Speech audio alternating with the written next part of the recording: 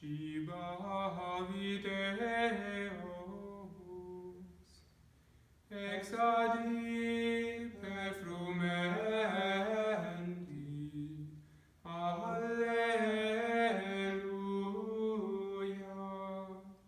et Petra mellere,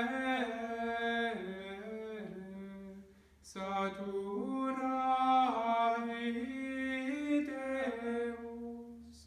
alleluia,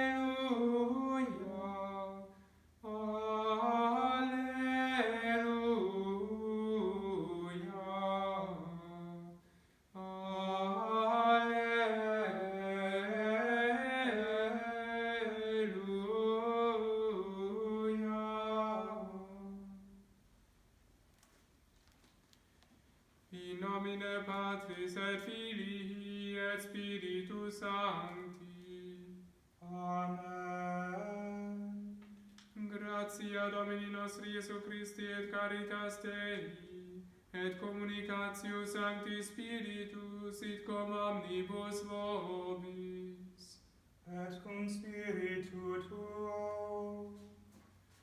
Fratres, agnoscamus peccata nostra, ut aptissimus ad sacra mysteria celebranda.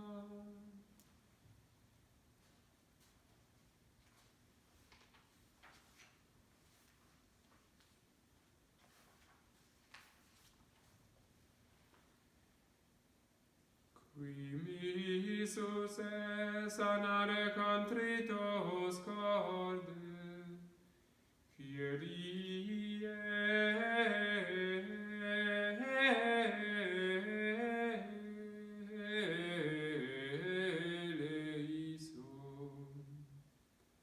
Kyrie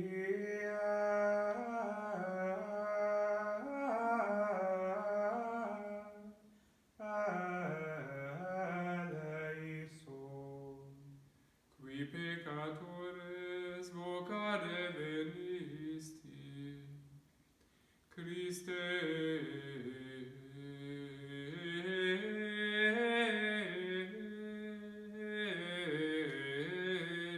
eleison. Christe eleison.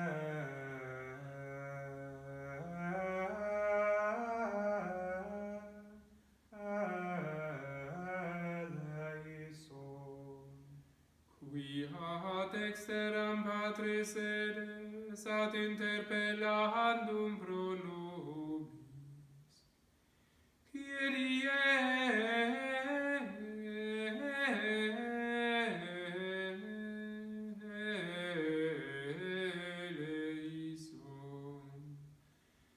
Kyrie eleison.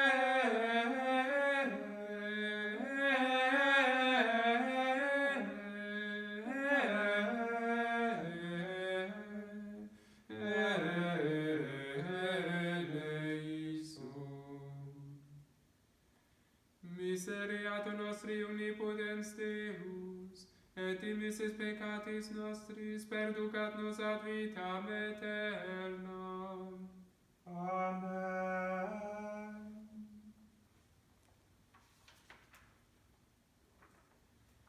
Gloria in excelsis Deo,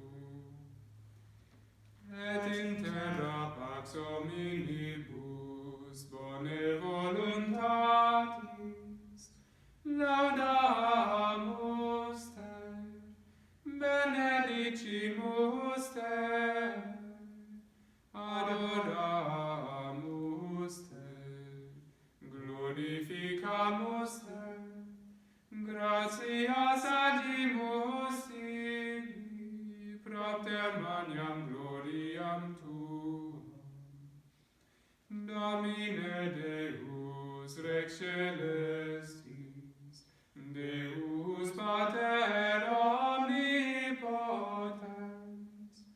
Domine Filii unigenite, Iesu Christe, Domine Deus Agnus Dei, Filius Patris, qui tollis peccata mundi,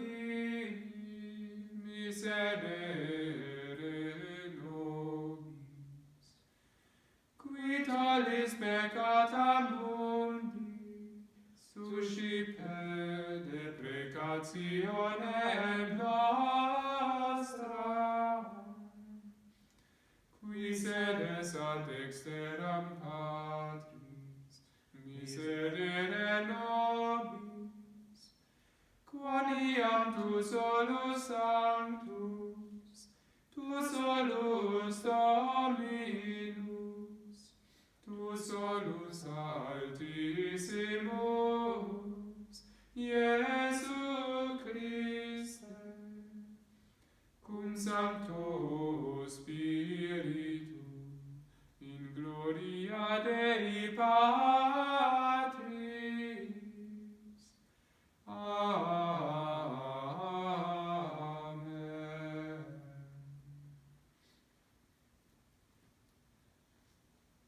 Oremus.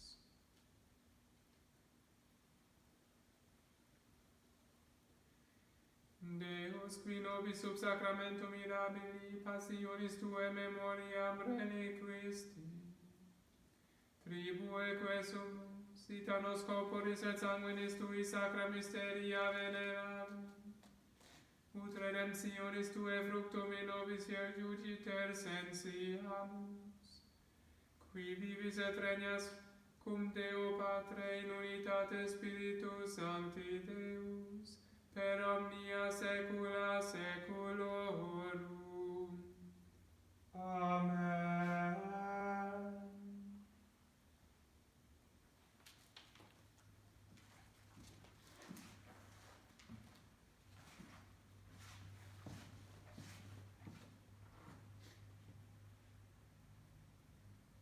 Lectio Libri Deuteronomii.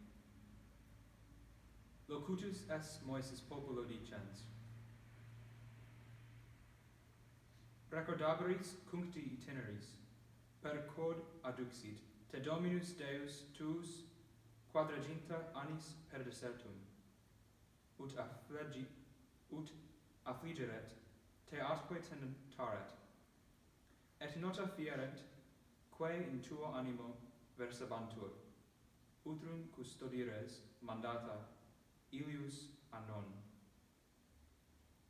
Afflixit te penuria, et dedit tibi cibum mana, quod ignorabas tu et patres tui, ut ostenderet tibi quod non in solo pane vivat homo, sed in omni verbo, quod egregitur de ore Dei.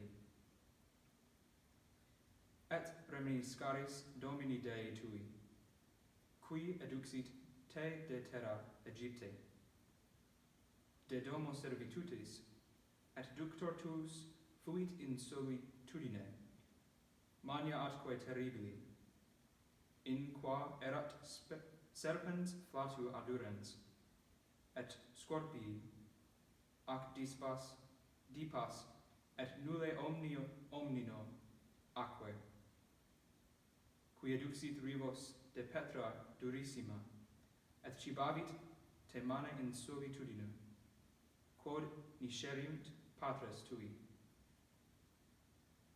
Verbum Domini. Deo gratias.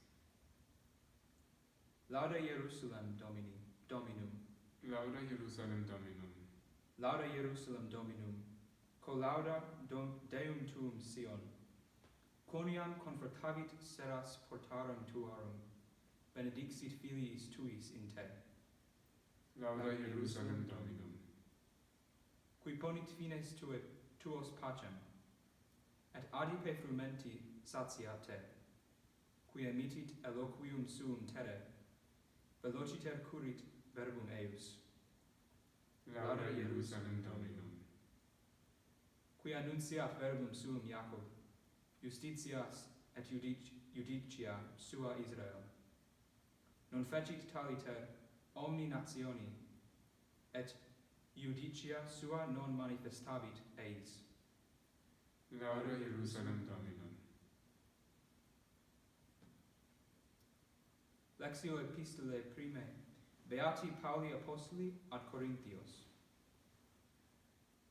Fratres, calix benedictionis, cui benedicimus, nonne communicatio sanguinis Christi est, et panis quem frangimus, nonne participatio corporis Domini est, quoniam unus panis, unum corpus multi sumus, omnes qui de uno pane participamus.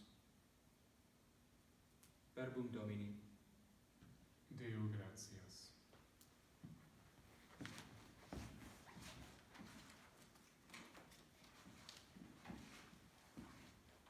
Lauda Sion Salvatore, lauda ducem et pastorem, in hymnis et canticis, quantum potestantum aude, quia maior omni laude, nec laudare sufficis.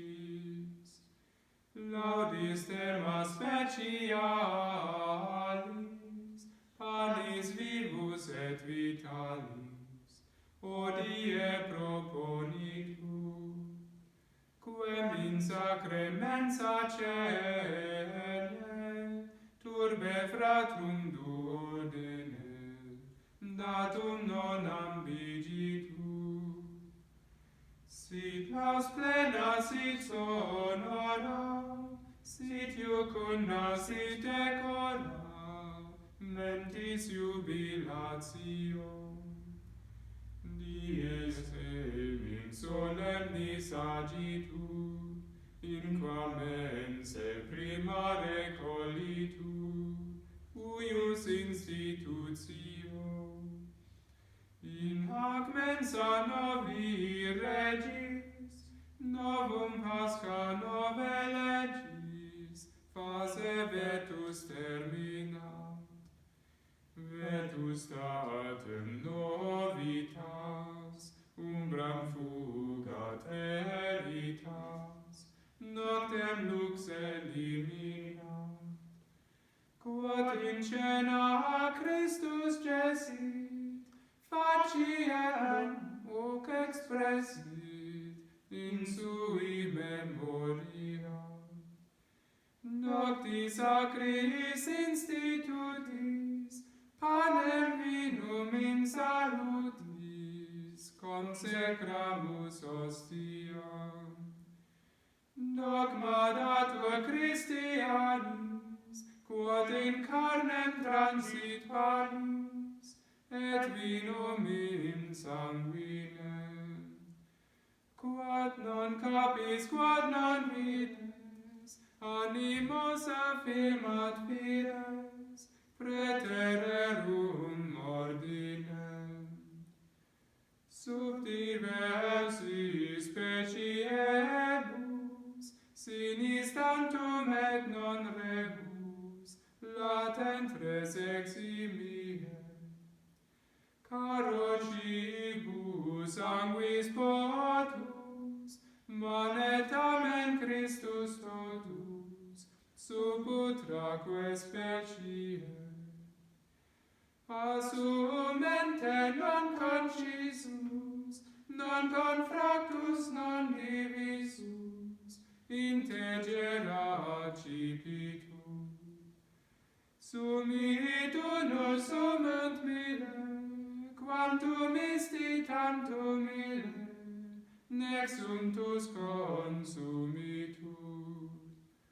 Sumunt boni, sumunt mali, sorte tamen inequali, vitae vel interitus. Mors est malis vita bonis, vide paris sumptionis, quam sitis par exitus. Fracto demus sacramento, ne vaciles et memento, tantum esse sub fragmento, quantum toto tegitur. Nulla reifici sura, sini tantum vit fractura, quam nexatus nexatura, signati minuitur. Ecce panis angelorum, factus cibus viatorum, vere panis filiorum, non mitendus canibus, in figuris presignatur, cum Isaac immolatur, agnus pasce deputatur, datur manna patribus. Bone pastor panis vere, Iesu nostri miserere, tu nos pace nos tuere, tu nos bona fac videre, in terra viventium. Tu qui cunctasis et vales, qui nos pacis hic mortales, tu has ibi commensales, coeredes et sodales, fac sanctorum civium.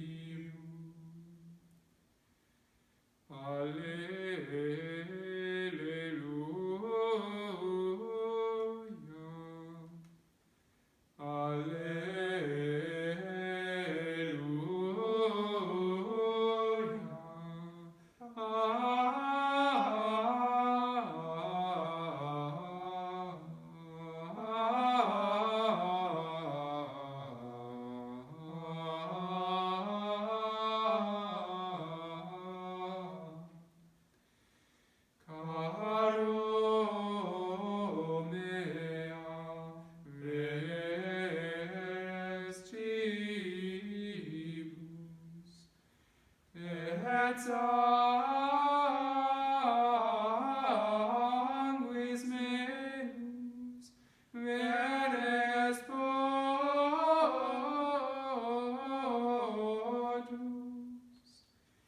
qui manducat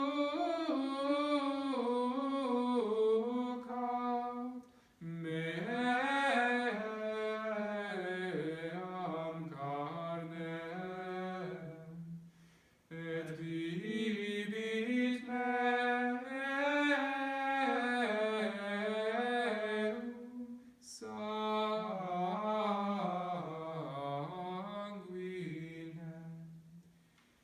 In me manem, et ego in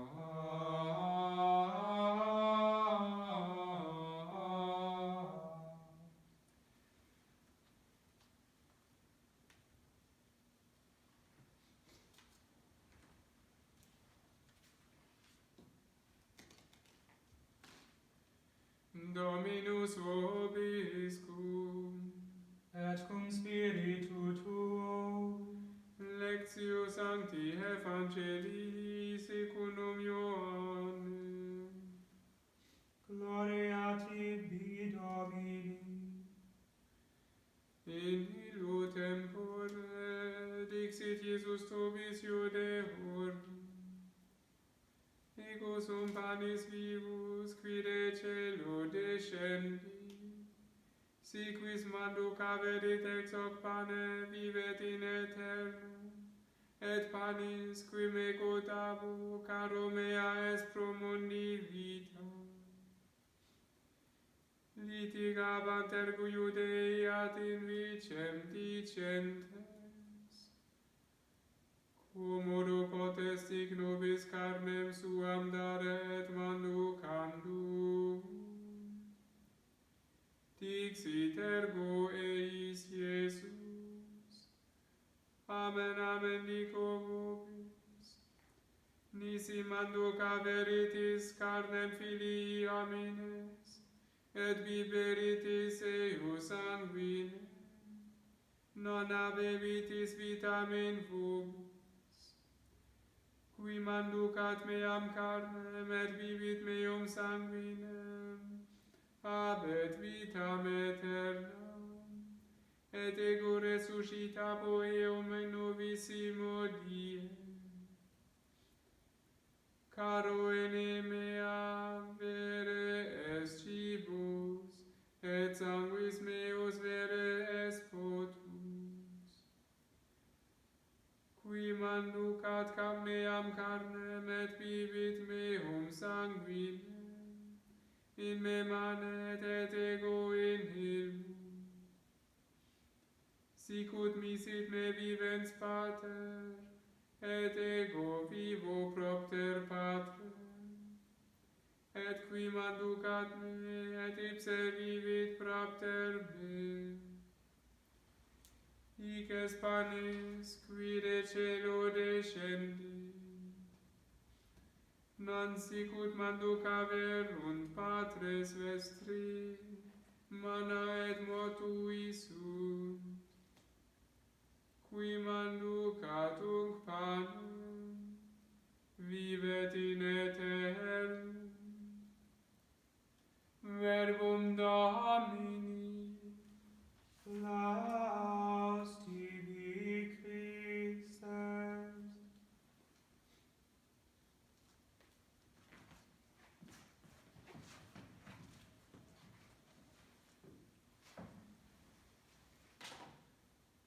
On one side, of course, I'm sad that we need to discontinue our masses online in Latin, but on the other hand, it is very beautiful to finish this sequence of about 50 masses which we have had here on this channel with the feast of Corpus Christi.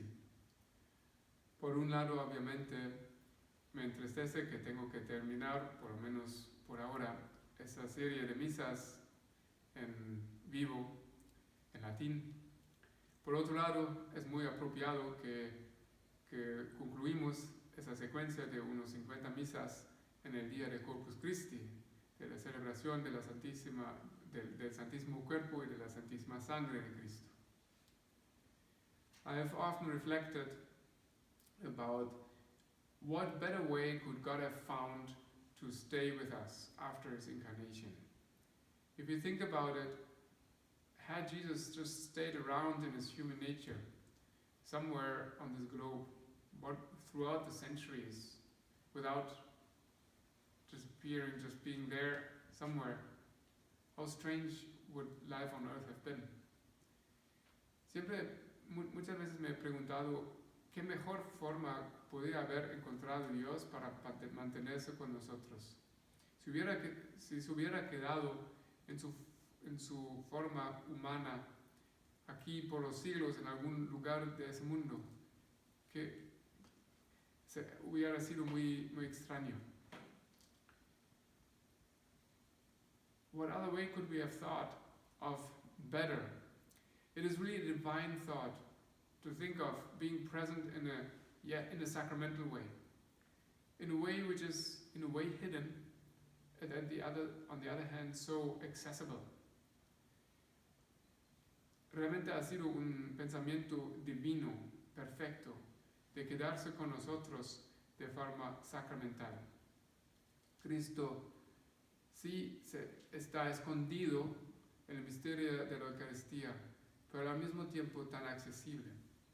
God chose bread and wine, very common forms of nutrition, to be with us. Bread, the most basic food, and wine, at least at the time of Jesus, was a very common drink, and still so many drink it today.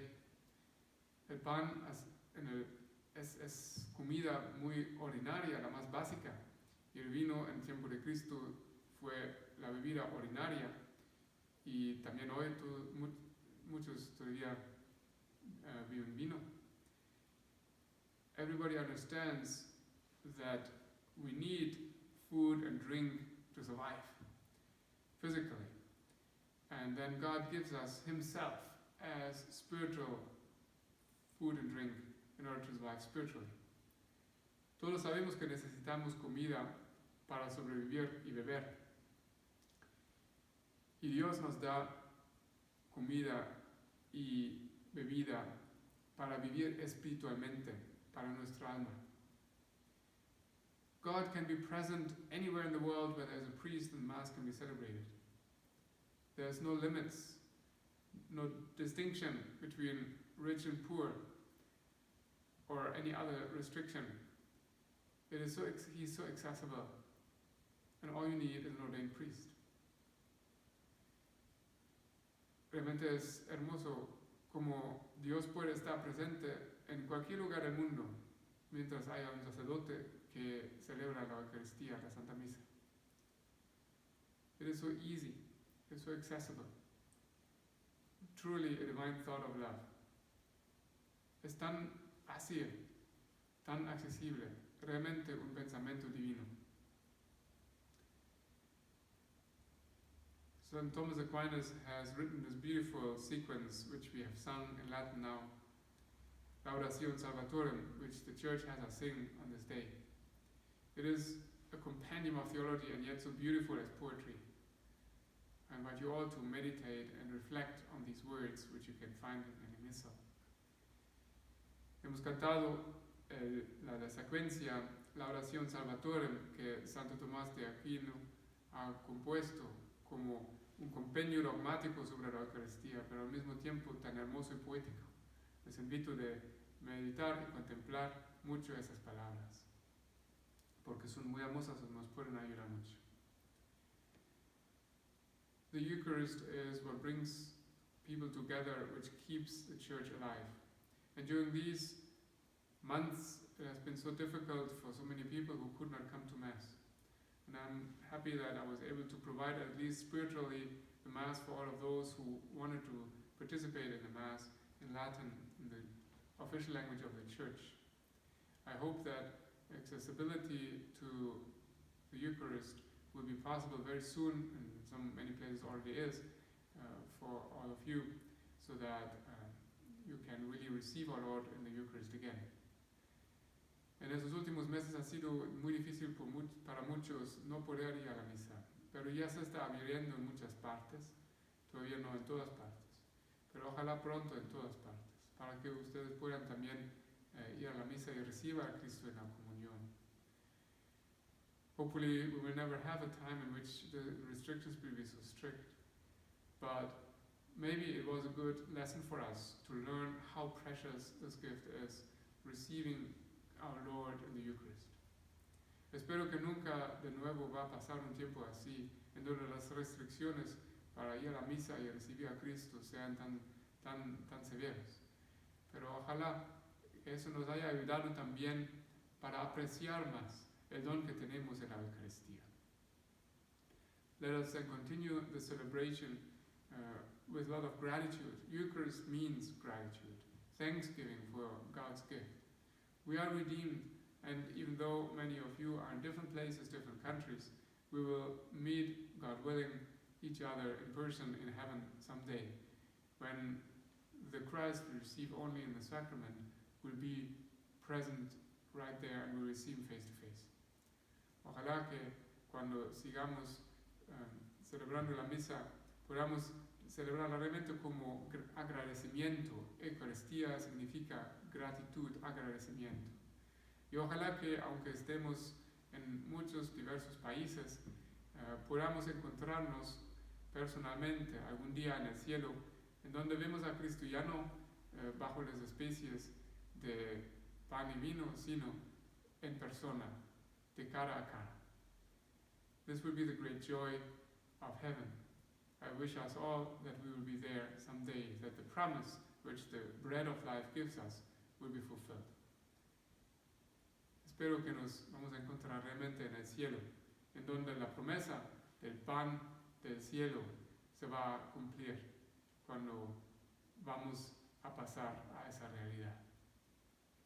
Sigamos hagamos así esa Santa Misa y transmitamos todos la fe y la convicción en ese sacramento, en esa presencia de Dios a todo el mundo.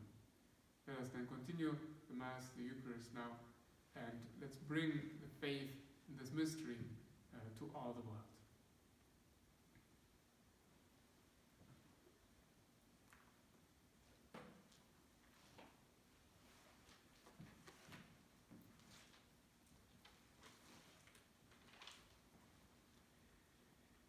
Credo in unum Deum, Patrem omnipotentem, factorem celi et terrae, visibilium omnium, et invisibilium, et in unum Dominum Iesum Christum, Filium Dei unigenitum, et ex Patre natum ante omnia saecula, Deum de Deo, lumen de lumine, Deum verum de Deo verum, genitum non factum, consubstantialem Patri, perquem omnia facta sunt,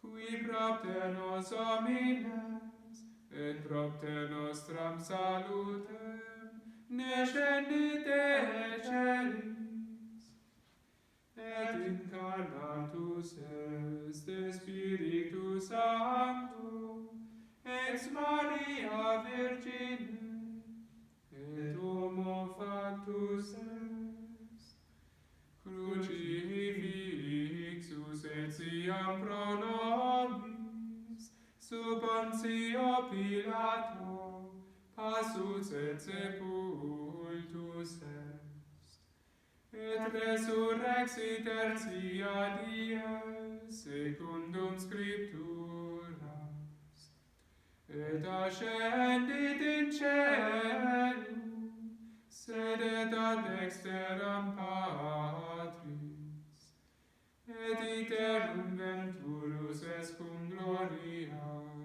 judicare vivas et mortuos, cuius regni non erit finis, et in Spiritum Sanctum Dominum, et vivificantem, qui ex Patre Filioque procedit, qui cum Patre et Filio simul adoratur, et cum glorificatur, qui locutus est per prophetas, et unam sanctam catholicam, et apostolicam ecclesiam, confiteror unum baptisma, in remissionem peccatorum, et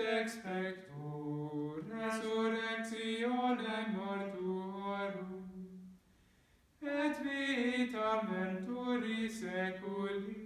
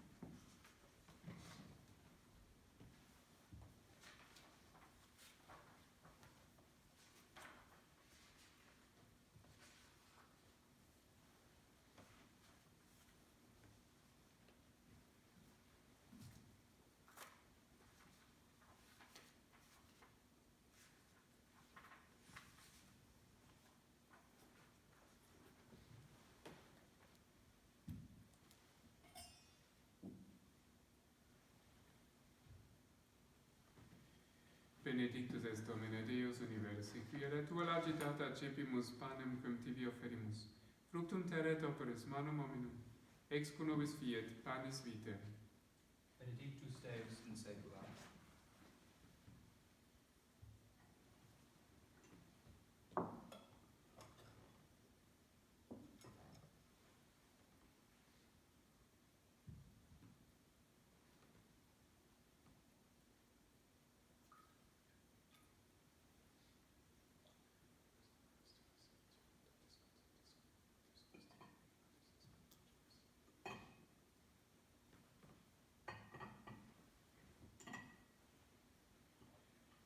Benedictus est Domine Deus universi, qui ad tua lagitata accepimus vinum quod tibi offerimus, fructum vitis et operis manum hominum, ex cu nobis fiet potus spiritualis. Benedictus Deus in saecula.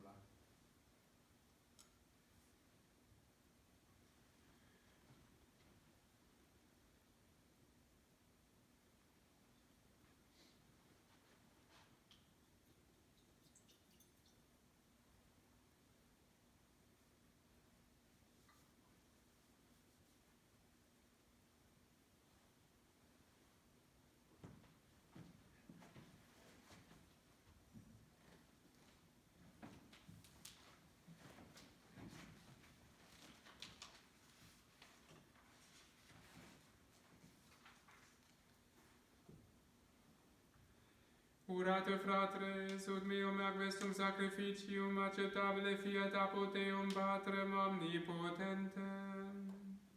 Suscipiat Dominus sacrificium de manibus tuis, ad laudem et gloriam nomini sui, ad utilitatem quoque nostram, totiusque ecclesiae suae sanctae.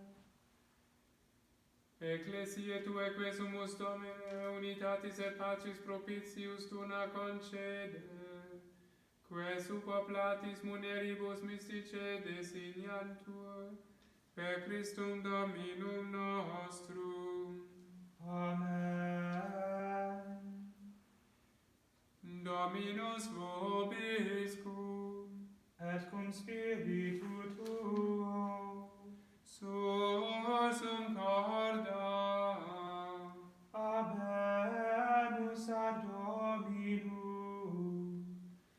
gratias agamus Domino Deo nostro, Dignum et justum est.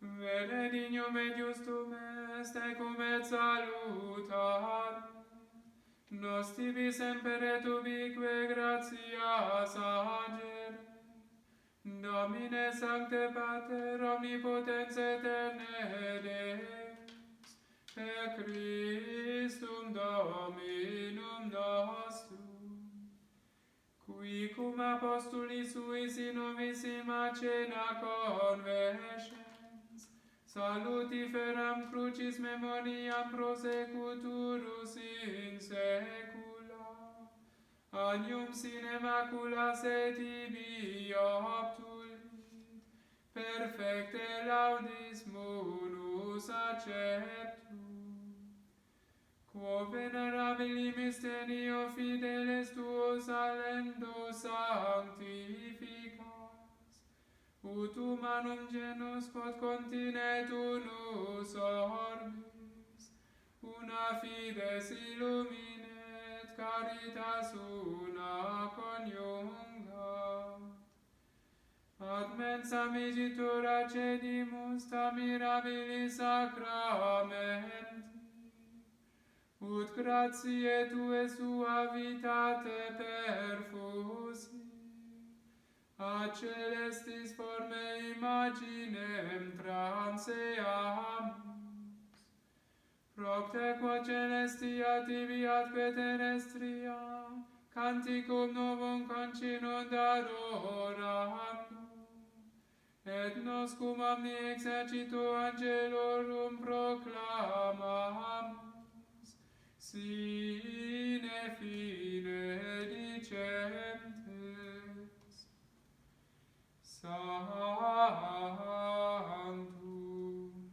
Sanctus, Sanctus,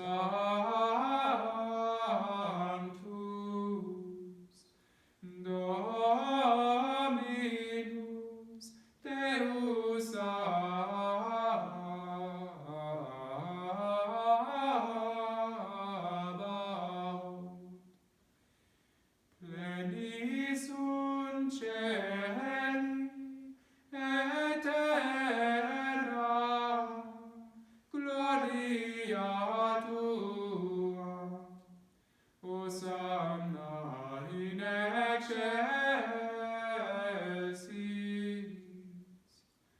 benedictus qui venit in nomine Domini, Hosanna in excelsis.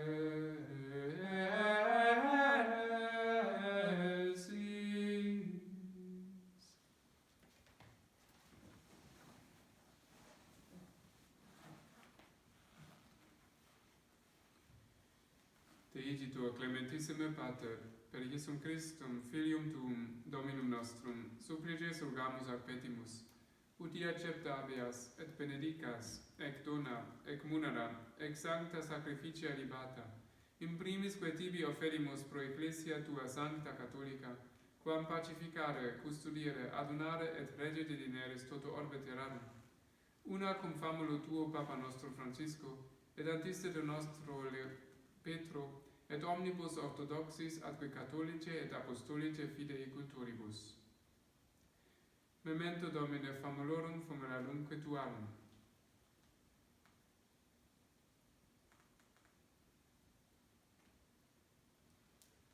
Et omnium circumstantium quorum tibi fides conita est nota devotio, quibus tibi offerimus, vel qui tibi offerunt hoc sacrificium laudis, pro se suisque omnibus, pro redemptione animarum suarum, pro spe salutis et incolumitatis sue, tibique redunt vota sua, eterno Deo, vivo et vero.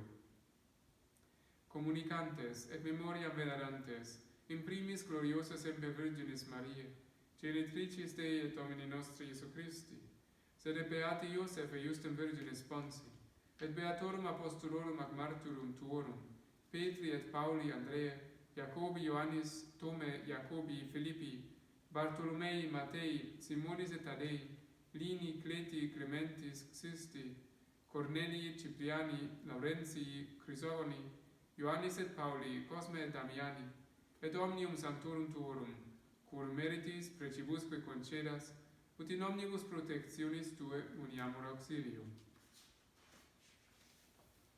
Ancigito oblationem servitutis nostre, sed et cuncte familiae tue, quesumus Domine ut placatus accipias, diesque nostros in tua pace disponas, ad quam eterna damnatione nos eripi, et in electorum tuum iubias grege numerari. Quam oblationem tu Deus, in omnibus quesumus benedictam, adscriptam, ratam, rationabilem, acceptabilemque facere dinieris, ut nobis corpus et sanguis fiat dilectissimi filii tui Domini nostri Iesu Christi, qui pridie quam pateretur, accepit panem in sanctas ac venerabiles manus suas, et elevatis oculis in caelum a te Deum Patrem suum omnipotentem, tibi gratias agens benedixit, fregit, didit qui discipulis suis dicens. Accipite, et manucate ex hoc omnes. Hoc est enim corpus meum, quod pro vobis tradetur.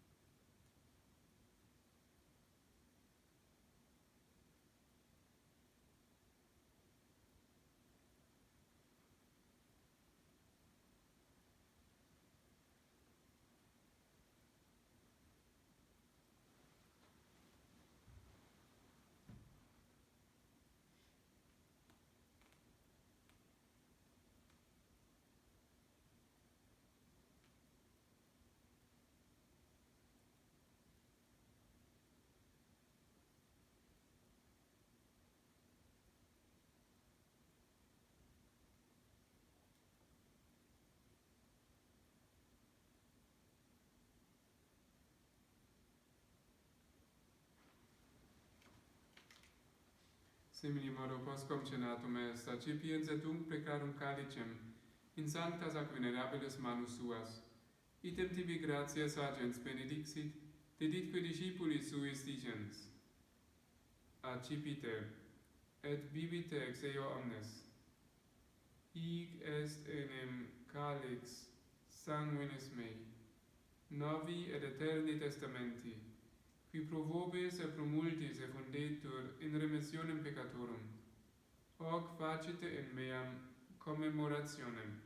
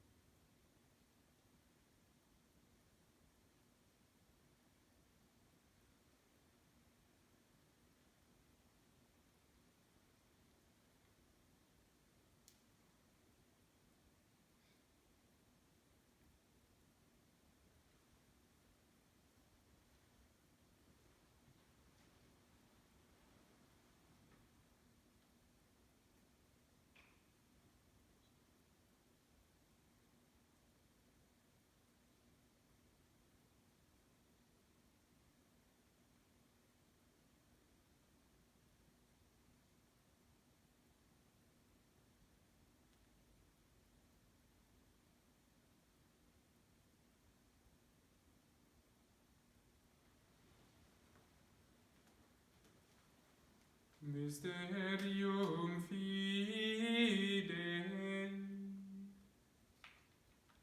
Mortem tuam annunciamus Domine, et tuam resurrectionem confitemur, donec venias.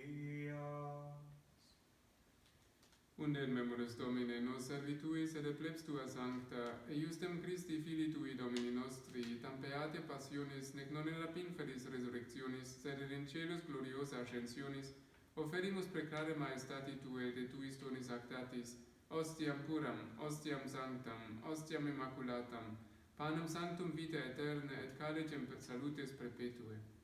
Supraque propitio ac sereno vultur respicere dineris, ut accepta abere sicuti accepta abere dignatus est munera puri tui justiabe, et sacrificium patriarche nostri Abrae, et quod tibi obtulit summus sacerdos tuus Melchisedec, sanctum sacrificium, immaculatam ostiam. Subritis te rogamus omnipotens Deus, iube ec perferi per manus sancti angeli tui, in sublima altartum in conspectu divina majestatis tue, ut quod cotex ac altaris participationem sacrosanctum Filii tui corpus et sanguinem sum serimus, omni benedictione celesti et gratia repleamur. Memento etiam Domine famulorum famularumque tuarum, qui nos preceserunt cum signo fidei, et dormiant in somno pacis.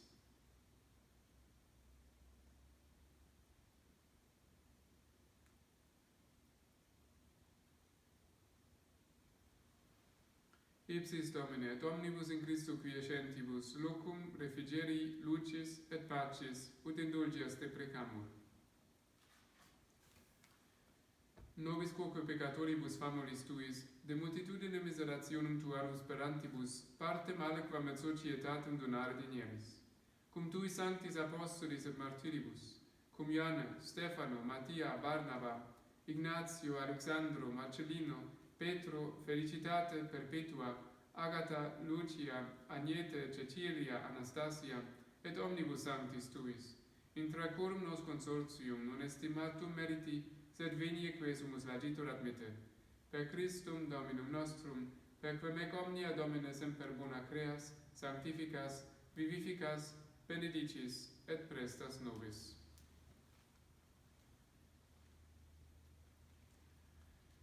Per ipsum et cum ipso et in ipso, est tibi Deo Patria omnipotenti, in unitate Spiritus Sancti, omnis honor et gloria, per omnia saecula saeculorum. Amen.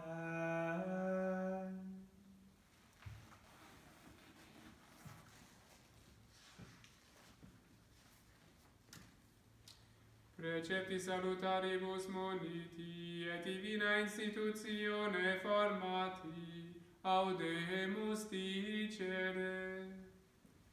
Pater noster, qui es in celis, sanctificetur nomen tuum, adveniat regnum tuum, fiat voluntas tua, sicut in cielo et in terra. Panem nostrum quotidianum da nobis hodie, et imite nobis debita nostra, sicut et nos dimittimus debitoribus nostris, et ne nos inducas in tentationem, sed libera nos a malo.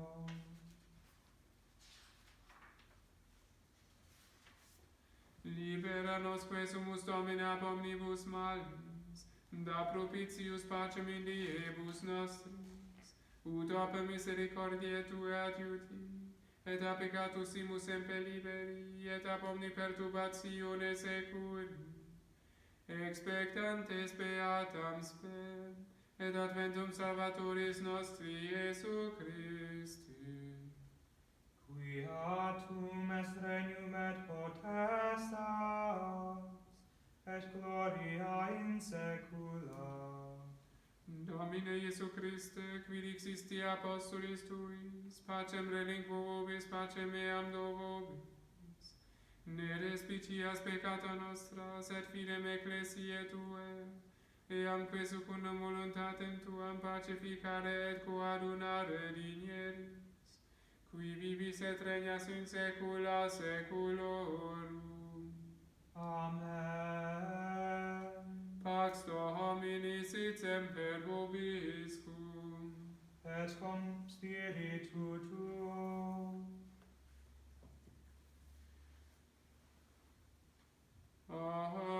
Agnus Dei, qui tollis peccata mundi, miserere nobis. Agnus Dei, qui tollis peccata mundi, miserere nobis.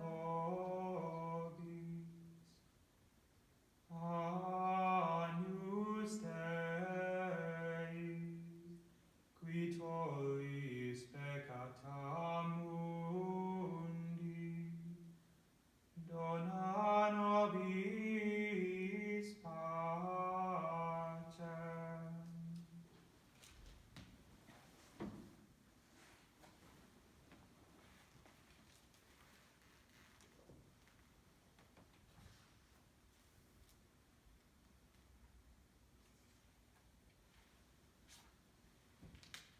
Ecce agnus Dei, ecce qui tollit peccata mundi, beati qui a cena mani vocati sunt.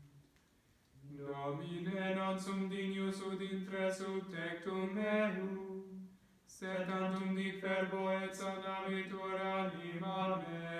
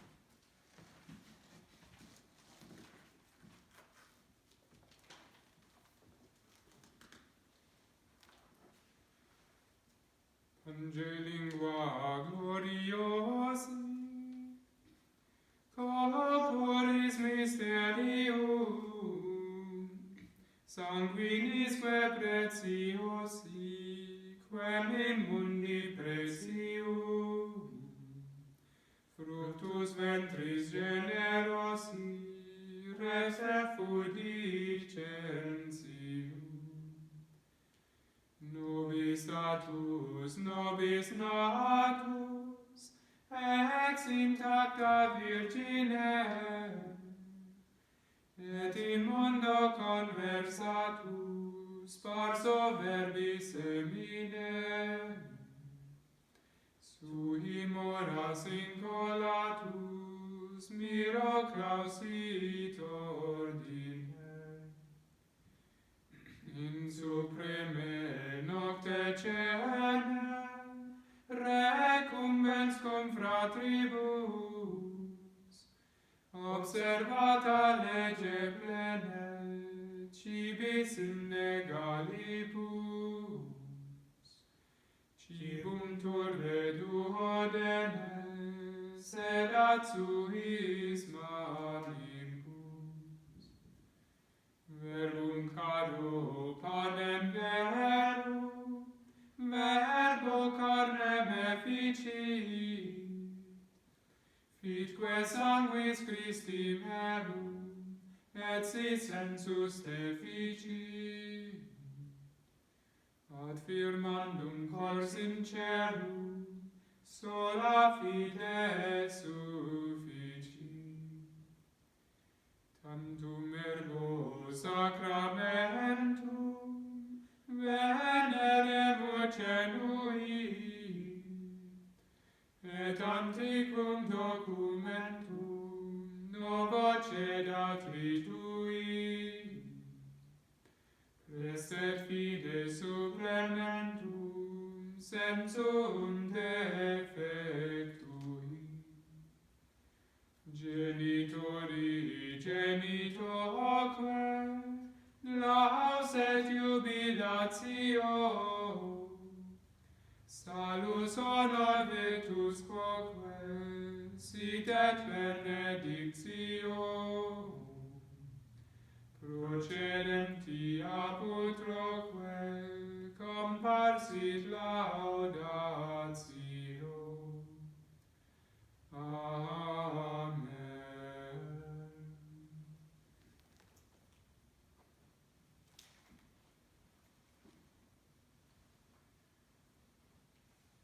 Oremus. Fac nosque sumus Domine, divinitatis Tuae sempiterna fruitione replevi, quam preciosi corporis et sanguinis Tui temporalis perceptio prefigurat, qui vivis et regnas in saecula saeculorum. Amen.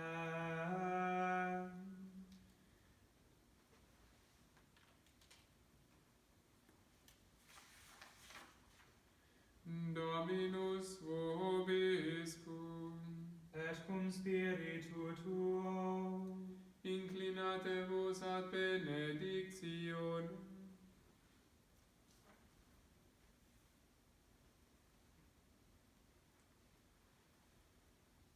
Omnipotens Deus, sua vos clementia benedicat, et sensum in vobis sapientiae salutatis infundat. Amen. Fidei documentis vos empere nutriat, et in sanctis operibus ut perseveretis efficiat. Amen. Gressus versus ad se convertat, et viam vobis pacis et caritatis ostentat. Amen.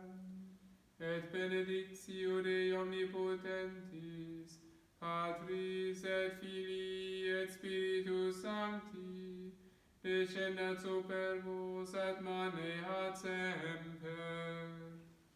Amen.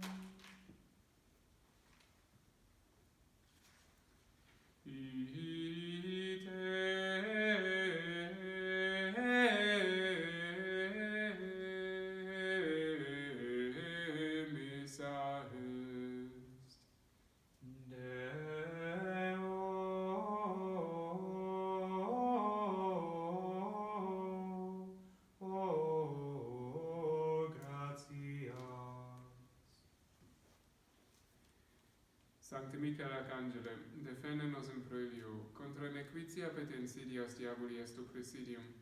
Imperitili Deus, supplices te precamur, tuque princeps militiae celestis, Satanam aliosque spiritus malignos, qui ad perditionem animarum peravagantur in mundo, divina virtute in inferum detrude.